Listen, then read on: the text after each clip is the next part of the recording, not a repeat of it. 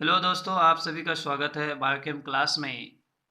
अगर आप पहली बार इस चैनल में विजिट किए हैं तो प्लीज़ इसे सब्सक्राइब और शेयर और लाइक बटन दबा दीजिएगा और कमेंट ज़रूर कीजिएगा। तो पिछले क्लास में हम लोग इलेक्ट्रॉनिक कॉन्फ़िगरेशन के यूज़ को पढ़ चुके थे। आज हम लोग जो बेसिक में पढ़ेंगे वो है सिंबल, जिसे हिंदी में संकेत कहा जाता है। तो चलिए, ये सिंबल है क्या, इस सिंबल को हम लोग जानते हैं। तो सिंबल का जो डेफिनेशन होता है, तो देखिए, the English letter from which an element is represent is called the symbol of the element. कहा गया है कि किसी एलिमेंट को इंग्लिश लेटर में दिखाना ही उसे सिंबल कहते हैं। अब ये सिंबल दिखाने का कुछ रूल होता है कि हम कैसे किसी एलिमेंट के सिंबल को दिखाएंगे, जो आगे जाके हम लोग देखेंगे। लेकिन इतना हमें पता हो गया कि सिंबल जो हम लोग है वो इंग्लिश लेटर से डिनोट करते हैं, जो ए से लेकर जेड है। अब इससे हमें क्या खबर मिलता है? तो information obtain from a symbol. आखिर सिंबल से हमें क्या चीज हासिल होता है, हम किस चीज को जान सकते हैं? तो सबसे पहली बात है नंबर वन कि it indicates the name of the element. सबसे पहली बात ये इंडिकेट करता है एलिमेंट के नाम को। मिसाल के तौर पे अगर हम लोग यहाँ पे एच लिखेंगे, ये भी एक इंग्लिश का सिंबल है, लेकिन इससे हमें एक एलिमेंट का नाम पता चल गया। इंडिकेट यहाँ करता है ये हाइड्रोजन है। तो देखो, सिंबल किसी भी चीज का जो दिया जाता है वो आसानी के लिए, वो शॉर्ट के लिए। जैसे मान लो कि अगर मैं हाइड्रोजन लिखूं, अब इतना बड़ा नाम है और इसका सिर्फ पहला लेटर से ही हम लोग अगर यहाँ डिनोट कर दिए तो इतना बड़ा नाम सिर्फ एक लेटर में आ गया। अब हमें इतना बड़ा नहीं लिखना पड़ेगा, अगर हम एच लिख देंगे सिर्फ, तो आदमी जान जाएगा कि ये हाइड्रोजन है। ये इंटरनेशनली एक्सेप्टेड है। तो ये इंटरनेशनली एक्सेप्टेड भी होना चाहिए। ऐसा नहीं कि आप जो सो दे दे वो हो जाएगा, ऐसा नहीं। ये केमिस्ट के दुनिया में, ये आपका क्या कहते हैं कि आयोपेक के दुनिया में, ये ऑथेंटिक भी होना चाहिए, ये एक्सेप्टेड भी होना चाहिए। तो इंफॉर्मेशन हम लोग सबसे पहला क्या पाए कि it indicates the name of the element. तो ये एलिमेंट को इंडिकेट करता है। दूसरी बात, it represent one atom of the element. देखिए, ये एक एटम को भी रिप्रेजेंट करता है, क्योंकि जो एलिमेंट होता है वो बहुत सारे एटम से मिलकर बना होता है। जैसे सोडियम है, तो सोडियम बहुत सारे सोडियम एटम से मिलकर बना होता है। तो अगर हम लोग एलिमेंट को डिनोट करेंगे तो वही Na से डिनोट करेंगे, और अगर हम लोग उसके एक एटम को डिनोट करेंगे तो वही Na से डिनोट करेंगे। इसीलिए कहता है कि it represent one atom of the element.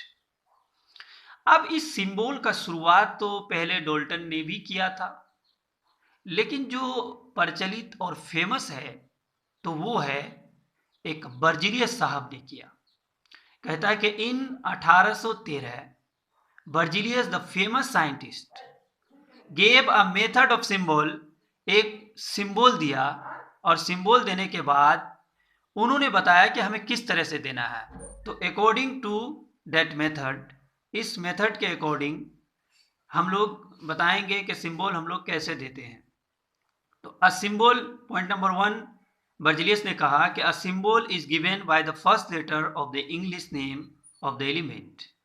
कहा गया है कि कोई भी एलिमेंट जो है, मान लो कि हाइड्रोजन एक एलिमेंट है, हाइड्रोजन एक एलिमेंट है, तो इनका इस पॉइंट के मुताबिक कहना है कि हम उस एलिमेंट के पहले लेटर, इंग्लिश लेटर को सिंबल के रूप में मान लेंगे। यही चीज कहा है कि a symbol is given by the first letter, तो फर्स्ट लेटर एच है यहाँ पे, of a English name of the element. तो उस एलिमेंट के इंग्लिश नेम क्या है? हाइड्रोजन ही तो इंग्लिश नेम। तो उसी को मान लिए कि किसी भी एलिमेंट के पहले लेटर को हम लोग मान लिए।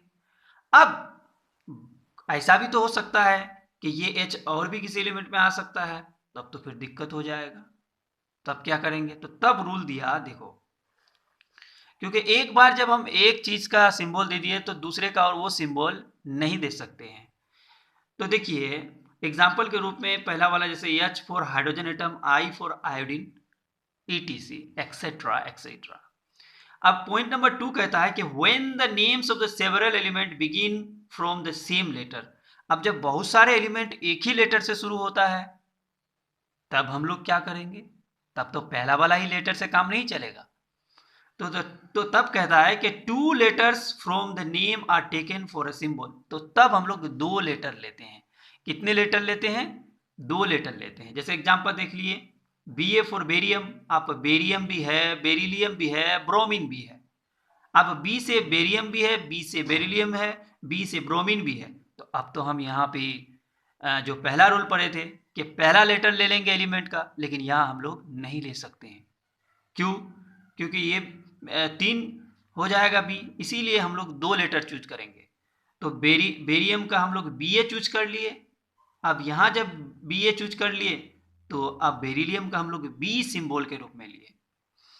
अब ब्रोमीन का बी आर ले लिए, तो हो गया पहचान, सिंबल। तो मेरे ख्याल से जहां तक हमको लगता है कि आपको सिंबल समझ में आ गया होगा। अब देखिए, हम लोग बहुत ही इंपॉर्टेंट चीज पढ़ेंगे जो आपके लिए इतना जरूरी है कि बच्चा कंफ्यूज रहता है। और अभी जो मैं टॉपिक पढ़ाऊंगा ये आपके लिए बहुत ही इंपॉर्टेंट है। तो इसे एकदम ध्यान से पढ़िएगा। पॉइंट नंबर 3 कि the symbol of some element are taken from their Latin name.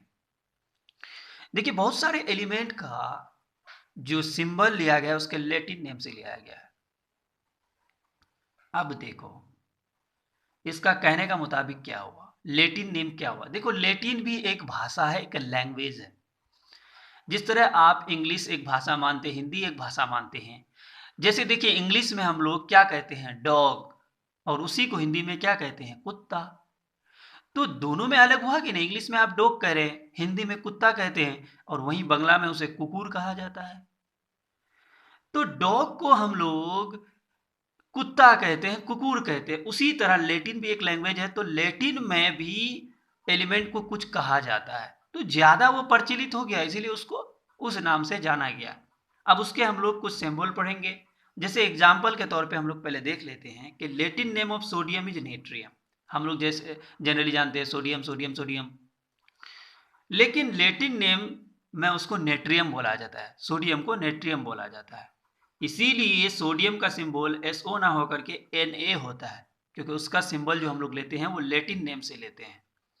तो कुछ एलिमेंट है, 11 ऐसे एलिमेंट है जिनका लैटिन नेम का सिंबल होता है, जो आपको बेहद जानना जरूरी है और आपका कंफ्यूजन खत्म हो जाएगा। आप कहते थे कि सोडियम का Na कैसे हो गया, तो ऐसे हुआ कि ये लैटिन नेम है, उसी से उसका सिंबल को लिया गया है। तो Latin names of some element and their symbol, तो उसके कुछ सिंबल दिए गए हैं, जरा ध्यान से पढ़ना है हमें। देखिए, एलिमेंट्स का नाम लिख दिए हैं, लैटिन नेम लिख दिए हैं और सिंबल लिख दिए हैं। एलिमेंट का नाम सोडियम है, उसको लैटिन में नेट्रियम कहा जाता है। इसी लैटिन नेम के आधार पर उसका सिंबल Na दिया गया है। हम लोग पोटेशियम पढ़ते थे, लेकिन उसका सिंबल के पढ़ते थे, तो हम लोग चौंक जाते थे, अरे ये के कैसे आ गया? तो ये के उसके लैटिन नेम केलियम से आया है। तो आप इस बात को ध्यान दें। उसी तरह आयरन को लैटिन में फेरम कहा जाता है और उसका सिंबल Fe होता है। उसी तरह कॉपर का क्यूप्रम होता है, इसीलिए इसका सिंबल Cu होता है। सिल्वर को लैटिन में अर्जेंटिनम कहा जाता है, इसीलिए इसका सिंबल Ag है। गोल्ड को एरम कहा जाता है, इसीलिए इसका सिंबल Au है। टीन को आपका स्टेनम कहा जाता है, इसीलिए इसका सिंबल Sn है। लेड जिसे सीसा कहते हैं, उसका लैटिन नेम पलम्बम है, इसीलिए इसका सिंबल Pb है। मरकरी जिसका लैटिन नेम हाइड्रागायरम है, इसीलिए इसका सिंबल Hg है। इस बात का याद रखें, ये बार बार बहुत बार आपको मिलेंगे कि मरकरी Hg कैसे हो गया इसका सिंबल H, तो इसी हाइड्रागायरम के कारण। एंटीमनी एस्टीबियम इसका लैटिन नेम है, इसीलिए इसका सिंबल आपका Sb है।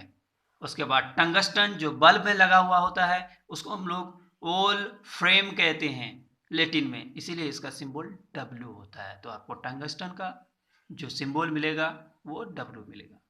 तो मेरे ख्याल से आप लोग को पता हो गया कि सिंबल हम लोग कैसे लिखते हैं और किसी भी एलिमेंट का लैटिन नेम का हम लोग कैसे लिखते हैं। इस चीज को भी हम लोग जान लिए। तो अगला जो टॉपिक है वो बहुत ही इंपॉर्टेंट है और हमें उसको जानना बेहद जरूरी है।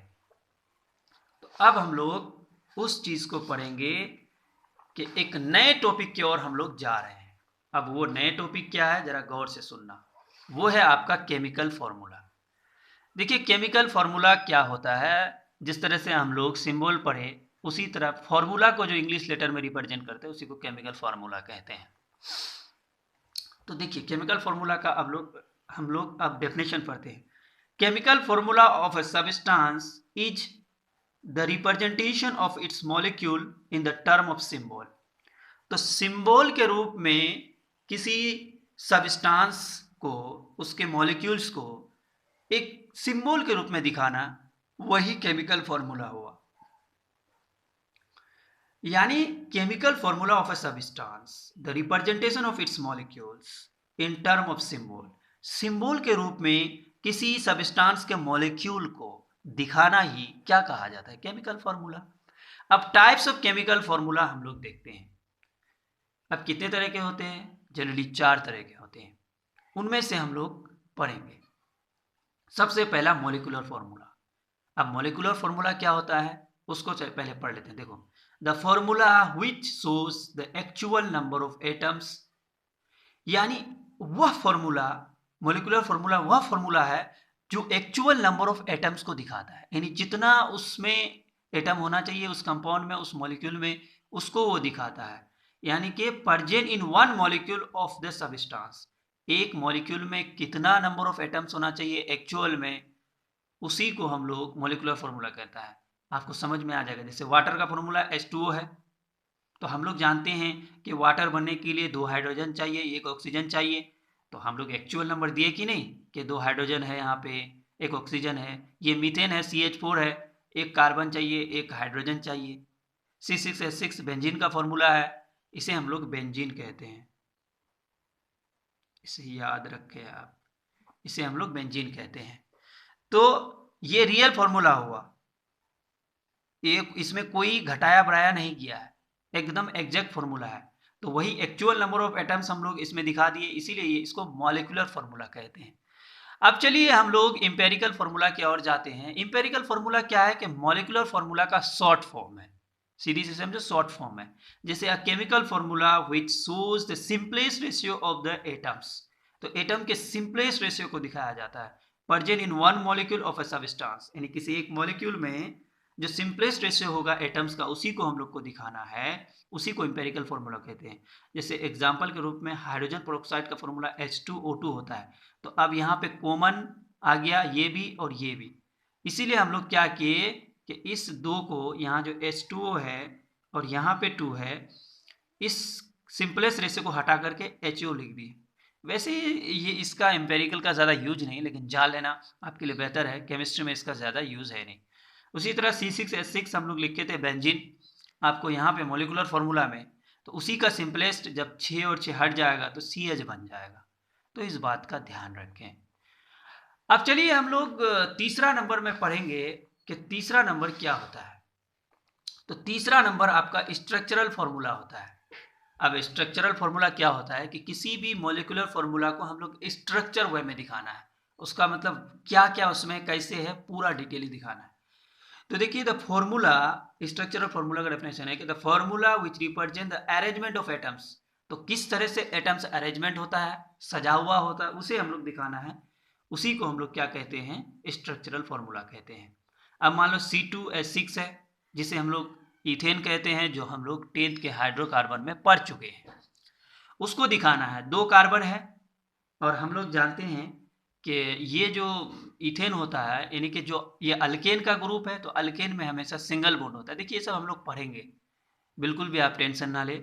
ये इथेन मीथेन इतना अच्छे से पढ़ेंगे हम लोग, क्योंकि बेसिक खत्म होने के बाद हम लोग ऑर्गेनिक ही स्टार्ट करेंगे और बहुत अच्छे से पढ़ाएंगे, आप इसका बिल्कुल भी टेंशन ना ले। तो अभी इतना समझिए कि ये अल्केन का ग्रुप है इथेन, और हमेशा ये सिंगल बॉन्ड बनाता है, इसीलिए सबसे पहला कार्बन और कार्बन का सिंगल बॉन्ड बना ले। उसके बाद ये याद रखें कि कार्बन जो है वो 4 बॉन्ड बनाता है। तो जाहिर सी बात है कि एक कार्बन के लिए 4 बॉन्ड चाहिए, तो 3 हाइड्रोजन इस कार्बन को पहले दे दे। उसके बाद ये ऑलरेडी तो एक बना हुआ है, पहले कार्बन कार्बन का बॉन्ड बना दिए। उसके बाद देखे कि कार्बन तो एक बॉन्ड बना लिया है, तो अब 3 हाइड्रोजन इसको दे दे, उसी तरह 3 हाइड्रोजन इसका दे दे, तो 6 हाइड्रोजन दोनों का हो गया। ये कैसे हुआ, क्या हुआ, आप इतना समझे कि ये एक पूरा फुल्ली स्ट्रक्चरल फॉर्मूला इसी तरह बनता है। बाकी बाद में हम अच्छे से आपको समझाएंगे। अब अगर इसी को हम लोग कंडेंस कर देने के, कंडेंस का मतलब क्या कहते हैं, संघनित कर दे, यानी और छोटा कर दे, तो उसी को रेशनल फॉर्मूला कहते हैं। तो रेशनल फॉर्मूला का डेफिनेशन क्या है कि it is the short form of structural formula. जैसे ये जो हम लोग C2H6 को लिखे थे, उसी को अब हम लोग यहाँ पे 3 हाइड्रोजन है, यहाँ पे भी 3 हाइड्रोजन है, तो CH3 कर दिए, CH3 कर दिए, तो यही आपका रेशनल फॉर्मूला हो गया। तो मेरे ख्याल से आपको समझ में आ गया होगा। और ये सब जो फॉर्मूला है आपको ऑर्गेनिक केमिस्ट्री में काम आएगा, ये दो, और वो दो जो पढ़े वो इनऑर्गेनिक में काम आएगा। तो ऑर्गेनिक के दुनिया में आपको वो वाला भी ऑर्गेनिक में काम आएगा, ऐसी बात नहीं है, लेकिन ये ज़्यादातर यूज़ होगा आपका ऑर्गेनिक में। तो आप बिल्कुल भी टेंशन नहीं ले, जब हम लोग ऑर्गेनिक पढ़ेंगे इस चीज़ को अच्छे से जानेंगे, कैसे यहाँ पे सिंगल बॉन्ड हो गया या इस तरह हो गया, जो नहीं जानते, और जो जानते हैं तो अच्छी बात है। बाकी रेशनल फार्मूला का बहुत यूज़ होता है ये वाला। तो हम लोग आज यहीं तक रखते हैं। Thank you for watching this video.